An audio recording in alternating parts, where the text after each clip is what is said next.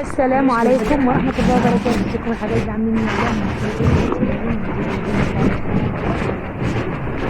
والله العظيم اقسم بالله، يعني ساعة ما اغيب عنكم ما يبقى غصب عني. انا النهارده باذن الله عامله معاكم يا رصيد اكيد كده يعني علفنا المواشي وزرعناها وحرقناها وعملنا من اللبن اللي احنا بنقلبه ده احلى شوية رز. بس هي لما تيجي تقلب البهايم او المواشي لازم تغربل لهم التبن دالية علشان التبن دوا بيبقى فيه هي شوية رملة انت زرعاها في الجبل. الرملة دي لو سبتيها في التبن يعني بتخليها المواشي تجرح من العلفة. هي لأن احنا بنحط لهم ردة خشنة وردة ناعمة، فبيبقى فيه في الردة دي فيه مادة كده زي الرملة كده يعني.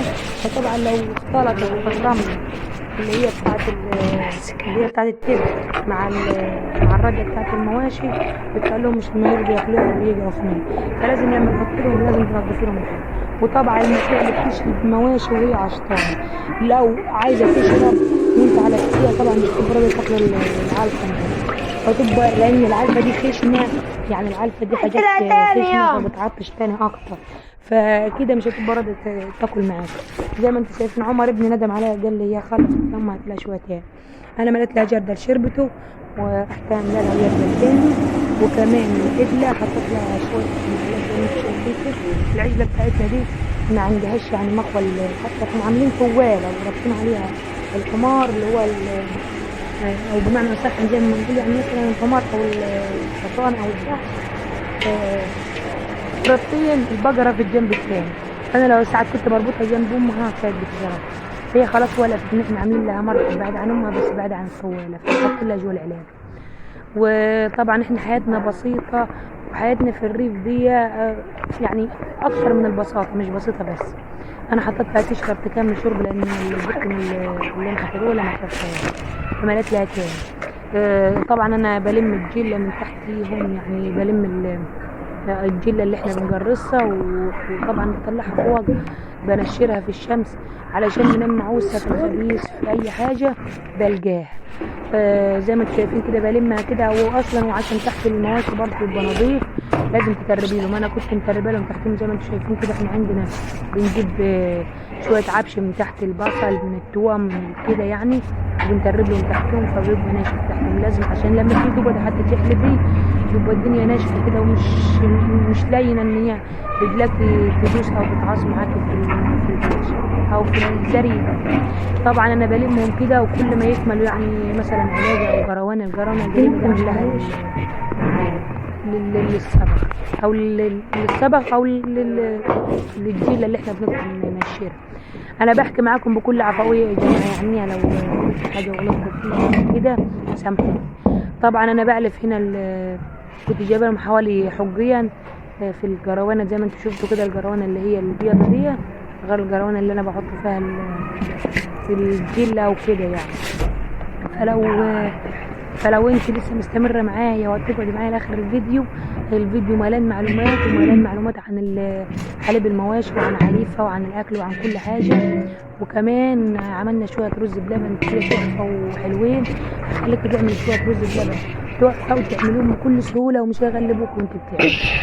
في الاول احنا بعد ما علفناهم وزجناهم ولما الجله من تحتهم وكمان قربنا لهم، ده روتين بسيط من الروتين اللي احنا عايشين فيه.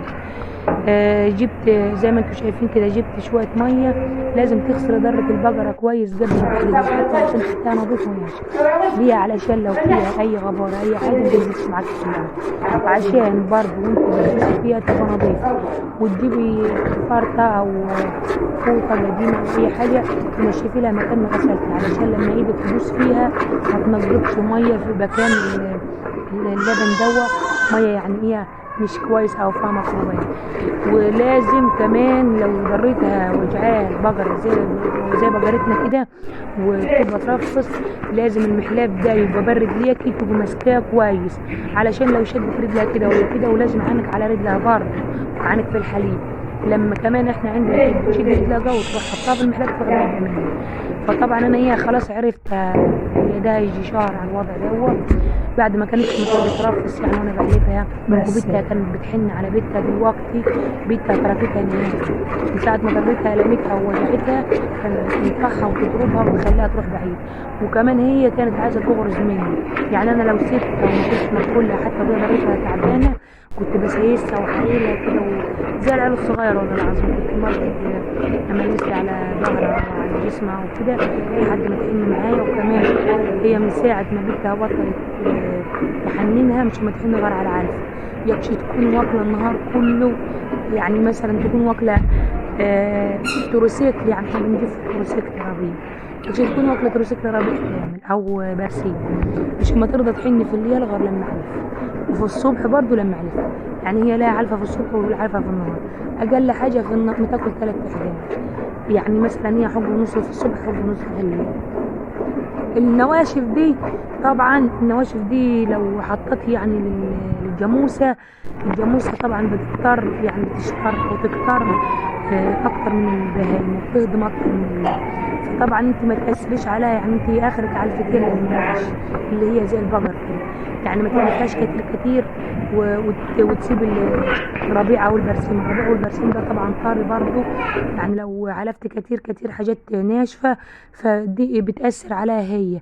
يعني احنا كان عندنا بقرة قبل دي الحمد لله عوضنا على الله، يعني كانت علفة كتيرة زيادة او كانت يعني في الحتة اللي بتتربط فيها في الجبل او الحتة اللي بنوديها فيها، كانت هي يعني كانت حاجات كتيرة زيادة عن اللي احنا زيادة عن اللي احنا بنوكلها لها في البيت، وجات اتعلفت تاني في الليل.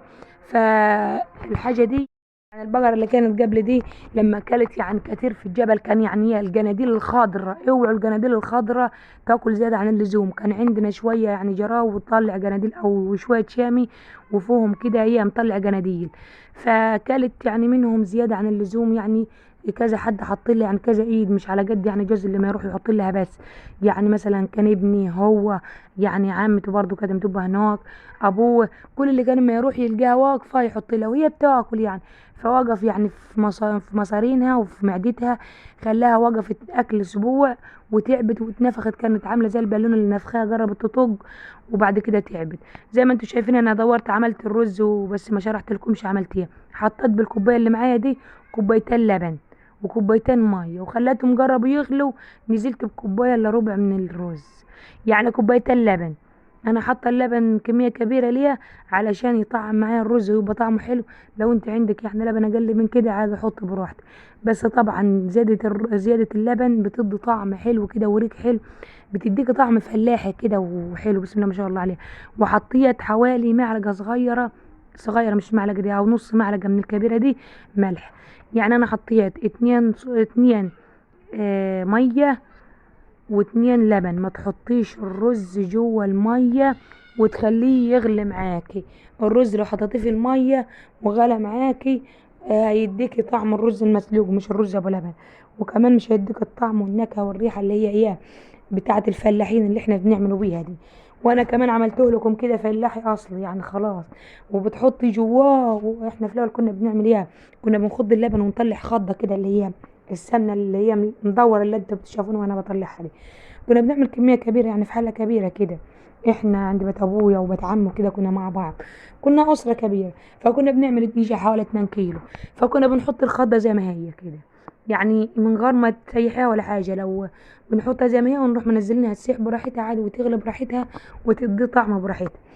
فهي انا حطيت هنا معلقه سمن، بس السمنه دي اللي انا حطاها مش متضاف عليها اي حاجه، سمنه بلدي ومسيحاها. وحطيت كوبايتين لبن كوبايتين ميه كوبايه رز، بس انا حطيت كوبايه الا ربع رز ما كانش عندي غيرها، يعني الكوبايه الخضراء اللي انا بعمل بيها دي حطيت كوبايه الا ربع من الرز، لان انا ايه لو عندي زياده عن كده يعني اللي كانوا عندي عملت بهم فحطيتهم. طبعا كان اول ما يفنش معاكي كده الرزة تلقاها طريت وفنشت معاكي تبقى كده وانت بسم الله ما شاء الله عليها كده تمام خلاص.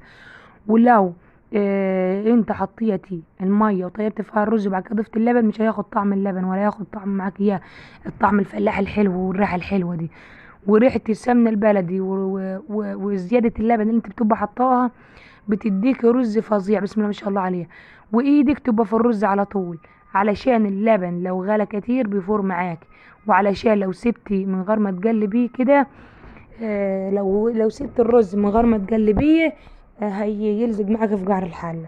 وهتعمل شويه رز بسم الله ما شاء الله عليها، هيشكروكي وهيبوسوا ايديك عليها.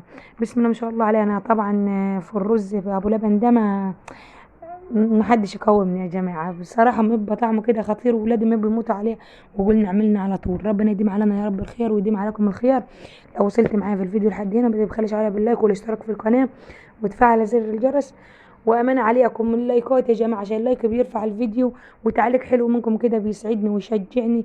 لان انا والله العظيم لما بلاقي حد يصورني، ولا اصلا التليفون اللي انا بصور بيه يعني يشجع على ان انا يعني افتح بيه قناه، بس الحمد لله يعني يا اللهم لك الحمد، ربنا يرزقني واجيب غيره. ولا كمان البت ما تبقى دايره ورايا وتعيط. يعني ممكن انتوا سامعين في الفيديو ده صوت بتاع اولادي وكده وحواليا وجنبيها العياده، لما ابقى عارفه اسجل الصوت، ولا ما بعرف اصور، ولا ما بعرف اعمل اي حاجه، وبتعب على بال ما اعمل الفيديو، على بال ما اعمل المونتاج. بس الحمد لله. طبعا اول ما تلقى الرز فنشت معاكي كده يبقى خلاص تمام. حطيت على وشه بعد ما تنزليه، احنا مولفين على الحاجه دي يعني على العاده دي، تحط معلقه سمنه على وش الصينيه. احنا بنحط في صواني، انا ما رضيتش احط لكم في ملامين ولا شغل زخرفه ولا الحاجات دي، حبيت اعمله لكم كده فلاحي بلدي بلدي يعني زي ما احنا بنعمل. حطيت في الصينيه زي ما انتم شايفين كده كوبايه الا ربع من الرز، ملت الدنيا. ولو معاك كيلو لبن هتعملي بيه نص كيلو مثلا، يا نص كيلو رز. كيلو لبن هيعمل معاك نص كيلو رز. بس هتحط قد اللبن ميه. يعني انا حطيت كوبايتين لبن وكوبايتين ميه ومعلقه سمن بلدي وكوبايه الا ربع من الرز. لو عندك كوبايه رز هتحط وتزود حبه ميه بس.